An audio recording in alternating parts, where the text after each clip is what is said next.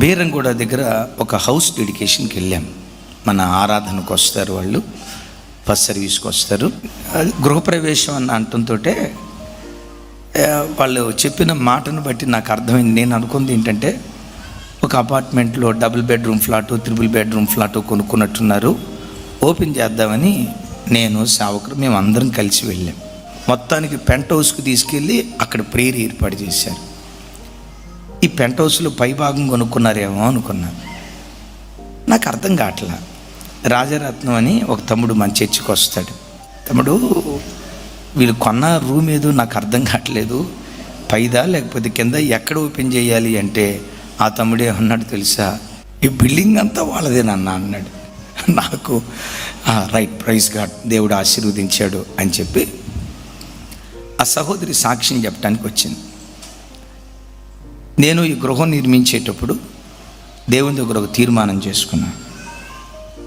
Municipality వాళ్ళకి కానీ, R&B వాళ్ళకి కానీ, గవర్నమెంట్కి కానీ లంచం 5 పైసలు కూడా ఇవ్వకూడదు.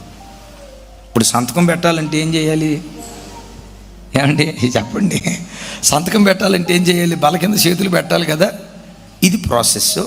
కానీ నేను ప్రభు దగ్గర చేసుకున్న తీర్మానం, ప్రభా, ఏ ఆఫీసర్కి లంచం ఇవ్వండి, ఏ మున్సిపాలిటీ వాళ్ళకి సింగిల్ లంచం ఇవ్వం, పర్మిషన్ కోసం లెటర్ పెట్టినప్పుడు ఆఫీసులో కూడా HMDA పొర్రపాటున పైసా లంచం కూడా ఇవ్వం అని మాట్లాడుకొని దేవుని దగ్గర తీర్మానం చేసుకుందట.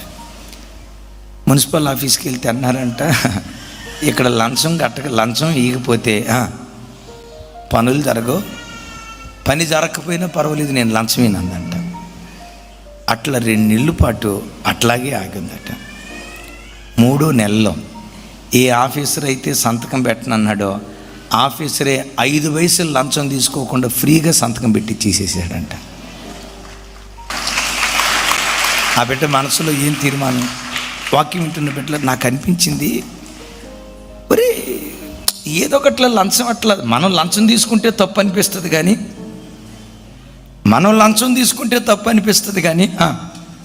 లంచం ఇదేం తప్పు కాదు కదా అని మనకు అనిపిస్తుంది. ఆ బిడ్డ తీర్మానం ఏంటో తెలుసా, నేను లంచం ఇవ్వకూడదు, ఏ పని చేసిన రాజబాటలోనే నేను ప్రయాణమే వెళ్ళాలి. హల్లెలూయా. వాక్యం వింటున్న బిడ్డలారా, వీళ్ళందరూ చేరి దానియేలులో ఏదైనా ఒక తప్పు, ఏదైనా ఒక లోపం కనిపెట్టాలని వాళ్ళు ఎదురు చూస్తూ ఉంటే చివరికి ఫైనల్ కంక్లూజన్ ఏంటో తెలుసా, ఏ తప్పైనా లోపమైనా అతనిలో కనుగొనలేకపోయిరి.